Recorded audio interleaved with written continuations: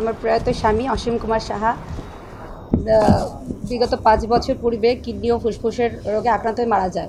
2005 সালে আমার বিয়ে হয় ওনার সাথে। উনি 2007 সাল থেকে কিডনি এবং হার্টের রোগে আক্রান্ত হয়।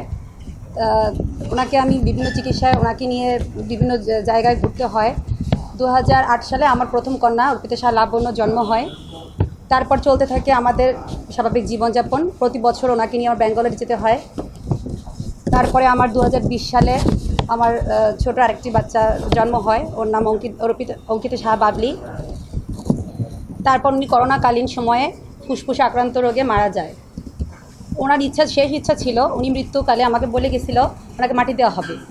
যেহেতু আমরা হিন্দু ধর্মে বিলং করতাম, আমি ওনাকে মাটি দেওয়াতে আমার অনেক কিছু ফেস করতে হয়। ওনার ফ্যামিলির আত্মীয়স্বজন ভাই ব্রাদার আমাকে অত্যাচার শুরু করে তখন থেকেই। পরে আমি ওটাকেও সফল হই ওনাকে মাটি দেওয়াতে। তারপর শুরু হয় আমার উপর অত্যাচার। আমি ওই ছোটো বাচ্চা দুটোকে নিয়ে, আমার ছোটো বাচ্চার বয়স তখন 2 মাস, বড় বাচ্চাটা যখন ক্লাস 6-এ পড়ে, ওদেরকে নিয়ে শুরু হয় আমার জীবনযাত্রা।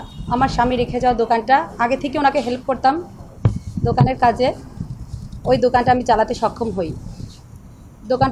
সক্ষম হই। তারপরে আমার হাজব্যান্ডের ভাইরা আমাকে বিভিন্নভাবে অত্যাচার শুরু করে ওখান থেকে বিতাড়িত করার জন্য। তো নিয়ে যে আমি ধর্ম চেঞ্জ করবো এবং আমি বিয়েও করবো। আমার বর্তমান স্বামী আলমগীর বিশ্বাস, ওনাকে আমি ভালোবেসে বিয়ে করি, উনিও আমাকে বিয়ে করে। আমি ইসলাম ধর্ম গ্রহণও করে ফেলি, বিয়েও করে ফেলি।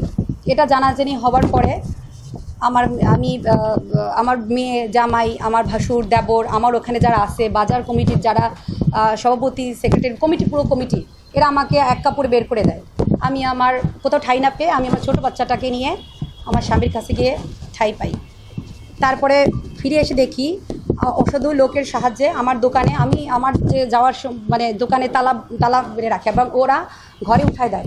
আমার দোকান এবং দোকানে তালা রেখে দেয় এবং বাসায় ওরা উঠায় দেয়, আমার মেয়ে জামাইকে উঠায় দেয়। আমি বাসায় স্থান পাই না। আমার বাসায় ব্যবহৃত কাপড় চোপড়, আমার বিয়ের সময় আমার বাবা যে ফার্নিচার দিয়েছিল সেগুলো এখনও ওখানে আছে।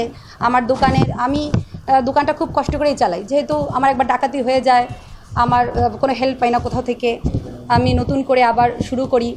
তো মোকামে অনেক দেনা হয় কোরবানি উপলক্ষে, যেহেতু সামনে আমি যখন বেরোয় আসি তখন কোরবানির আগ মুহূর্তে রোজার 15টা রোজার পরে আমার এই সমস্যাটা হয়।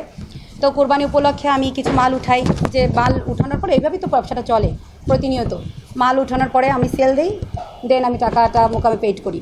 তো আমি আমার মোকামে টাকা ওখানে রাখা আছে, ওখানে স্বর্ণ রূপা অলংকার রাখা আছে, বিভিন্ন কাস্টমারদের স্বর্ণ অলংকার রূপা রাখা আছে, অর্ডারি মাল রাখা আছে। তো এইগুলো আমি এখন দিতে পারছি না। আমাকে বিভিন্ন মোকাম থেকে ফোন দেওয়া হচ্ছে, বিভিন্ন কাস্টমার বিরক্ত করতেছে, আমার নামে থানা মামলা করার হুমকি দেওয়া হচ্ছে। পাটগাতি বাজারে তো আমি ঢুকতেই পারি না। আমাকে জীবনাশের হুমকি দেওয়া হচ্ছে, আমাকে হত্যার হুমকি দেওয়া হচ্ছে, আমাকে মেরে ফেলার হুমকি দেওয়া হচ্ছে। ভয়ে আজ আমি আপনাদের কাছে হাজির হয়েছি। আমি চাই আমার ওই খাতাগুলো আর দোকানে স্বর্ণ অলংকার আমাকে ফেরত দেওয়া হোক, যাতে করে আমি আমার মান সম্মান নিয়ে, যতটুকু মান সম্মান বেঁচে আছে ততটুকু নিয়ে বাঁচতে পারি আমি স্বামী, মেয়ে, ছোটো মেয়েটাকে নিয়ে। খবরের কাগজ, নিখাত, নির্ভীক, নিরপেক্ষ।